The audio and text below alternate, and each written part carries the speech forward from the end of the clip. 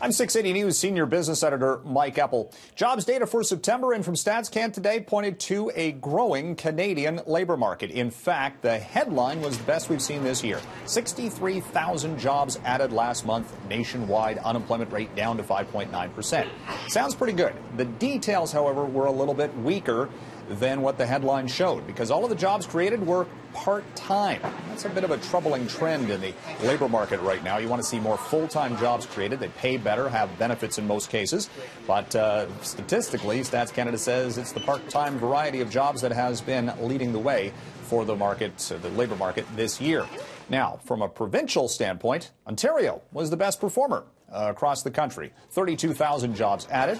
Interestingly enough, the unemployment rate in the province went up a little bit because more Ontarians re-entered the workforce, confident they're going to find work, and the provincial unemployment rate at 5.9% matches that of the national average.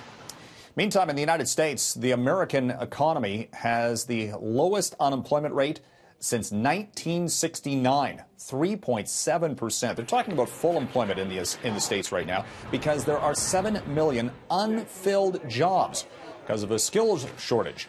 So with that American economy continuing to grow, all the talk is that interest rates are going to continue to climb to keep inflation in check. Well, coming up on legalization day for cannabis sales across the country, October 17th, there could be an undersupplied marketplace. Talk is that the Canadian cannabis companies have had a, weaker or lower production rate for cannabis so far. They're already trying to supply the medical cannabis market.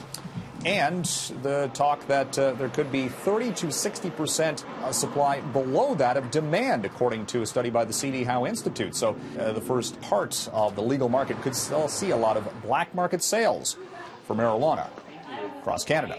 And we're going into a long weekend. The Canadian markets will be closed on Monday for Thanksgiving. In the United States, it's Columbus Day there, but Wall Street will trade. But a lot of Americans are taking a holiday, so it could be light trading volumes. Ahead of all of that, we saw a second day in a row where the Dow dropped triple digits, worried about interest rates going up, among other things. Also saw the price for Canadian oil trade at the lowest level ever against the U.S. market price. Now, that is going to lead to a little bit of a break at the pumps going into the weekend.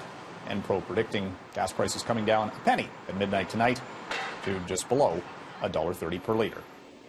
From the 680 newsroom, I'm Mike Eppel for City News.